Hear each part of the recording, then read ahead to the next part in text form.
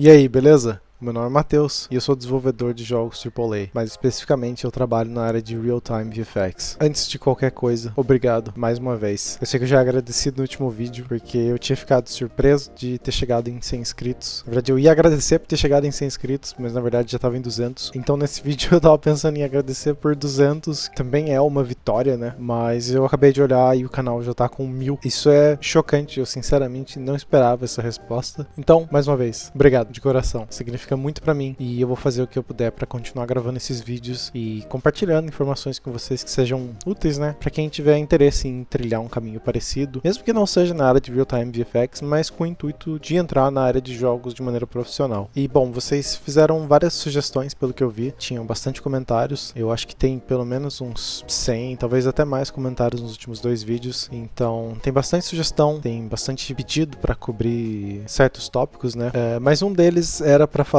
sobre os meus backgrounds, né? Quais eram as coisas que eu tava fazendo antes de eu decidir me dedicar um pouco mais a VFX, né? Porque chegou um ponto pra mim que VFX era um hobby e eventualmente a vida coincidiu de tornar isso a minha profissão, mas antes era um hobby e obviamente bem antes disso eu também fazia outras coisas, né? Eu tive outros empregos, eu estudei outras coisas. Então hoje eu vou falar um pouco sobre os meus backgrounds. Eu acho que vai ser particularmente bem interessante fazer isso, de falar sobre esses backgrounds, pra vocês verem que realmente eu sou só um cara normal, sabe? Eu não sou nenhuma grande exceção, sabe? Eu acredito que qualquer um de vocês que realmente tem interesse na área e decidirem reservar um tempo para estudar e tiverem maneiras de fazer pelo menos algum tipo de investimento num curso ou coisa do tipo, são perfeitamente capazes também de conseguir alguma coisa na área. Então eu acho que vai ser legal para mostrar para vocês que eu sou realmente apenas um cara, só mais um cara igual qualquer um de vocês. Assim, claramente não é uma coisa que acontece da noite pro dia, mas o que eu quero dizer é que é um sonho totalmente alcançável, sabe? Mas antes de eu começar a falar, desculpa interromper mais uma vez, eu notei que no último vídeo eu tava usando, nos últimos dois vídeos na verdade, eu tava usando camisetas do Star Wars, então eu fiz questão de usar mais uma nesse.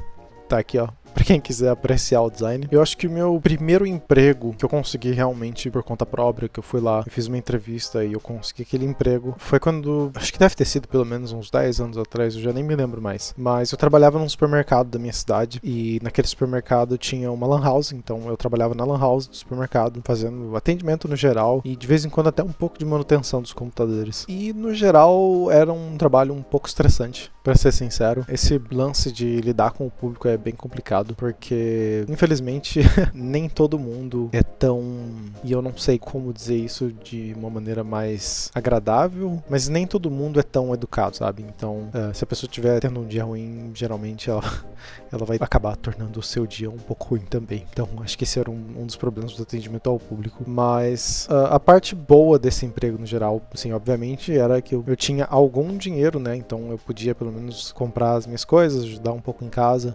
Mas eu lembro que um dos meus colegas de trabalho, ele estava fazendo um jogo e eu achei aquilo incrível. Eu não imaginava que uma pessoa por conta própria poderia fazer um jogo, sabe? E ele me mostrou o programa que ele estava usando na época. Era uma engine chamada Construct 2, que é uma engine bem amigável, sabe? Você consegue fazer jogos inteiros nela usando o Visual Scripting, que é uma maneira com uma abordagem mais amigável em relação à programação. Então eu tinha achado muito legal. Eu lembro que ele estava fazendo um jogo onde você controla um pombo e o seu objetivo era fazer cocô na cabeça das pessoas. Era um pouco mais elaborado, porque eu lembro que você podia controlar o pombo, sabe, a velocidade dele, e você tinha que meio que tornar a velocidade do pombo compatível com a velocidade da pessoa que tá andando embaixo de você, para garantir que o cocô ia acertar a pessoa. Então tinha um certo nível de complexidade que tornava o jogo mais interessante. Inclusive, eu não sei se esse projeto dele foi pra frente ou não. Eu lembro que na época ele tava fazendo aquele jogo com um amigo dele, mas eu não sei. Inclusive foi nessa época que eu baixei o mesmo programa. Eventualmente eu comprei uma licença do Construct 2 também pra mim, e eu usei ele por bastante tempo. Eu fiz vários projetinhos nele. O primeiro jogo que eu desenvolvi por completo foi feito no Construct 2, que foi o Pinkman. Inclusive até hoje o Pinkman, dos jogos que eu fiz, ele é o meu favorito, ele é o meu queridinho. Eu não sei se eu cheguei a mencionar em algum dos vídeos, mas eu já fiz alguns jogos por conta própria no passado, e todos os meus jogos estão disponíveis na Steam e em todos os consoles, incluindo Xbox, PlayStation, Nintendo Switch. Então se algum de vocês tiver interesse em testar alguns dos meus jogos, todos eles estão disponíveis de maneira bem abrangente e todos eles são bem baratinhos. Se eu não me engano, nenhum deles custa mais do que tipo 5 ou 10 reais na Steam.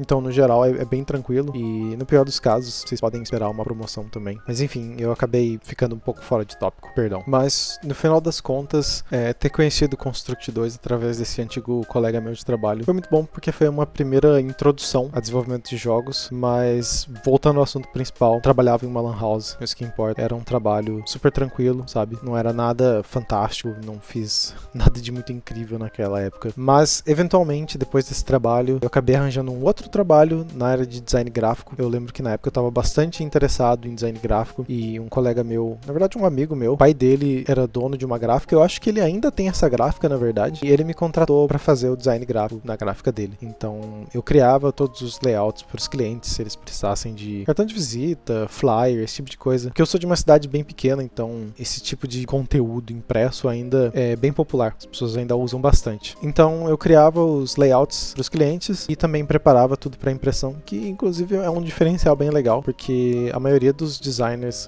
hoje em dia, eles têm uma ideia muito boa de como, sabe, tornar as coisas bonitas, visualmente agradáveis, mas eles não têm muita noção sobre como funciona a impressão. E eu trabalhei com praticamente todo tipo de impressão lá. A gente, inclusive, tinha métodos mais tradicionais, que é quando você grava cada canal de cada cor em chapas separadas e imprime cor por cor no papel. Então, era interessante. De novo, eu ganhava um certo dinheiro, conseguia fazer as minhas coisas e principalmente aprendi bastante sobre Photoshop, aprendi bastante sobre Illustrator, CorelDRAW. Nem sei se as pessoas usam CorelDRAW hoje em dia, mas a gente usava bastante na época da gráfica. E como vocês podem ver, é um trabalho bem tranquilo também, mas mesmo assim foi muito útil, porque até hoje eu uso muito Photoshop. É claro que, tipo, quando eu entrei lá, eu já tinha um certo domínio de Photoshop. Eu gosto de mexer no Photoshop há muito, muito tempo mesmo, então eu já tinha um conhecimento razoável quando eu entrei lá, mas eu continuei aprendendo e esse conhecimento definitivamente é algo que eu uso até hoje. E eu fiquei lá na gráfica por alguns anos, tipo uns bons anos, e eu lembro que eventualmente eu cheguei num ponto onde eu queria fazer faculdade, e como eu estava envolvido com design, eu queria fazer uma faculdade de design gráfico, mas como eu sou de uma cidade muito pequena, e a propósito eu sou de Taubaté, eu falei isso em algum comentário no vídeo anterior, e não é piada, não é meme, eu realmente sou de Taubaté, a famosa cidade da grávida. E na verdade isso é até interessante de mencionar para vocês verem o quão realmente viável tudo isso é. Tipo, não importa se você é de uma baita de uma grande capital, onde você tem acesso a muitos recursos, ou se você é de uma cidadezinha no interior de São Paulo, porque esse é o meu caso. Enfim, não tinha curso de design gráfico na minha cidade, mas tinha curso de publicidade e propaganda, que é relativamente próximo, sabe? Geralmente o pessoal que entra em publicidade tem um conhecimento bom de design, alguns até acabam virando diretor de arte, como alguns dos meus amigos são hoje em dia. Eu acho que eu não aprendi tanta coisa assim durante a época da faculdade quanto eu gostaria relacionado a design, mas eu lembro que durante a faculdade inteira eu continuei mexendo aqui e ali, fazendo os meus próprios jogos, e eu principalmente não me arrependo de ter feito, porque foi lá que eu conheci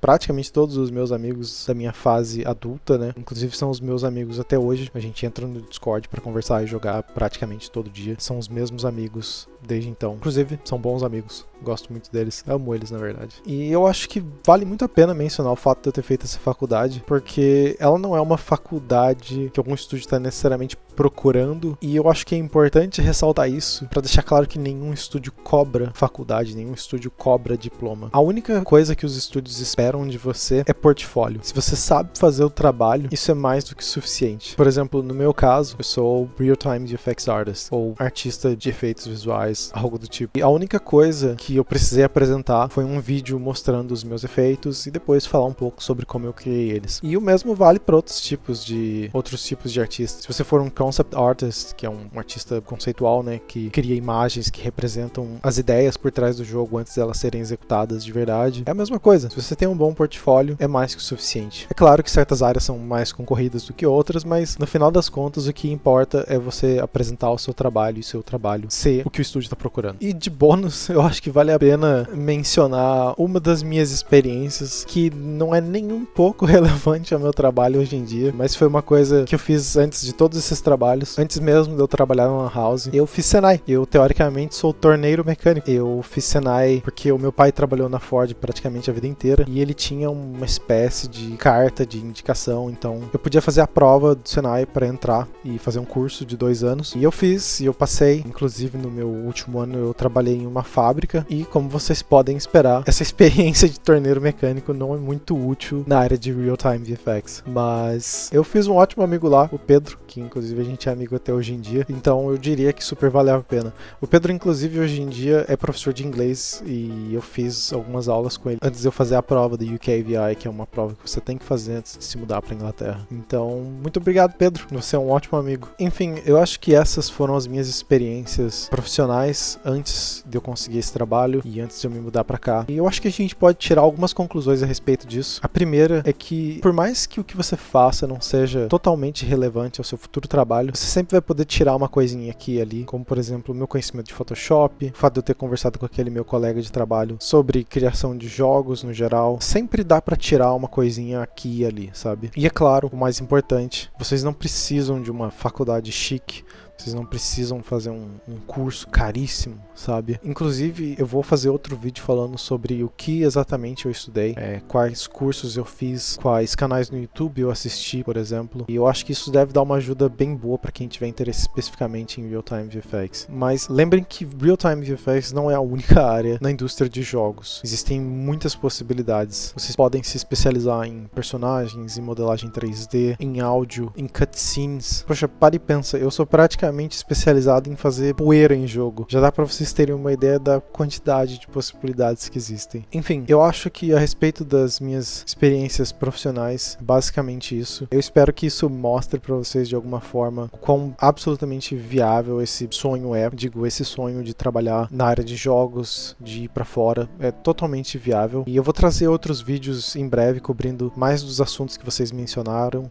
como por exemplo, falar um pouco sobre o que exatamente eu estudei, falar um pouco sobre como foi a minha mudança para a Inglaterra, entre outros tópicos que vocês sugeriram. Inclusive, por favor, não parem, continuem me falando sobre o que vocês querem saber mais e eu vou tentar gravar outros vídeos conforme eu for tendo tempo. Geralmente eu gravo esses vídeos depois do trabalho, então eu não consigo fazer um todo dia, mas pelo menos uns 2 por semana é quase garantido. Enfim, muito obrigado pela atenção de vocês e até a próxima.